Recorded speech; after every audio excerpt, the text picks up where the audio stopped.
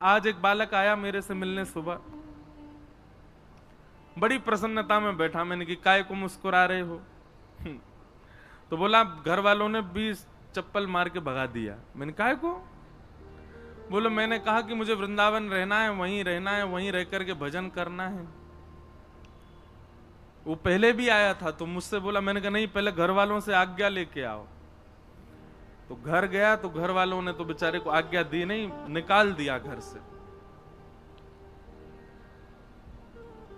कितना भयावह कलयुग आ गया है। बेटा रात में पी के आता है, बेटा रात में वैश्यागमन करके आता, उसको घर वाले नहीं निकालते हैं, लेकिन तिलक लगाता है, हरिनाम संकीर्तन करता है, भजन करता है, कथा सुनने जाता है, तो उसको घर से निकाल देते हैं। ये कलयुग है। अब बेचारा वो वृंदावन में ही कहीं रह करके अपनी पढ़ाई आदि पूरी कर रहे हैं। मैंने कहा चलो, तो ये अंतर्निष्ठ लोगों की बात है।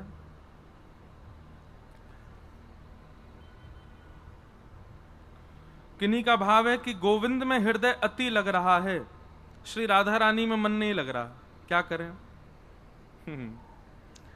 ठाकुर जी आपकी भक्ति से प्रसन्न नहीं है। आप जो भाव अर्पित कर रहे हो उससे शायद ठाकुर जी को कहीं ना कहीं कोई प्रसन्नता नहीं। तो यह बात निश्चित है कि किशोरी जी की भक्ति करो और श्याम सुंदर प्रिय लगने लग जाएं तो किशोरी जी प्रसन्न है, और ठाकुर जी की भक्ति करने लगो और करते करते किशोरी जी का जब कोई वाक्य सुनो, किशोरी जी की कोई लीला सुनो तो नेत्र सजल हो जाए, समझ जाना ठाकुर जी प्रसन्न है। हनुमान जी की भक्ति से यदि हनुमान जी प्रिय लगते हैं, राम जी प्रिय नहीं लगते, तो हनुमान जी प्रसन्न नहीं है आपसे। हनुमान चालीसा का पाठ करते करते करते राम जी से स्नेह हो जाए और राम राम जपते जपते जपते जपते श्री हनुमान जी प्रिय लगने लग जाएं।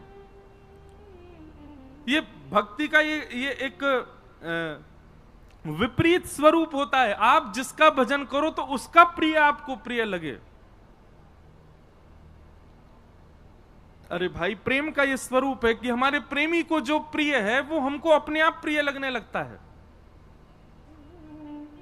और यदि प्रेमी का प्रेमी प्रिय नहीं लग रहा है, इसका मतलब प्रेमी आपसे प्रसन्न नहीं है, इसीलिए वो अपने प्रेमी की चर्चा आपसे नहीं करता।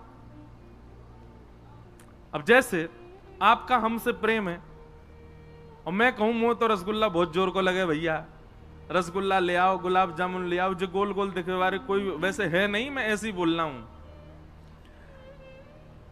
तो प्रेम का इस स्वरूप है कि प्रेमी को जो प्रिय आप वही उसके सामने प्रस्तुत करते हो।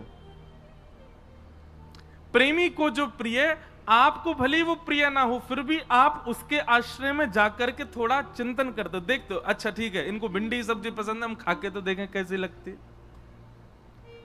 ठीक वैसे ही अगर आप ठाकुर जी की उपासना करते हैं और किशोरी जी के प्रति आपका भाव नहीं है, तो इसका मतलब यह कि आपकी जो भक्ति है उसमें कहीं तो चूक हो रही है, कहीं तो कुछ आपसे कुछ ऐसा कुछ भाव बन रहा है जिसकी वजह से किशोरी जी के प्रति प्रेम नहीं हो रहा है।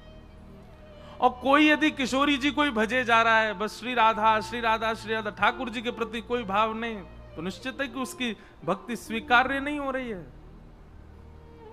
तो इसलिए चूक कहां हो रही है वो ढूंढो और उसको ठीक करो।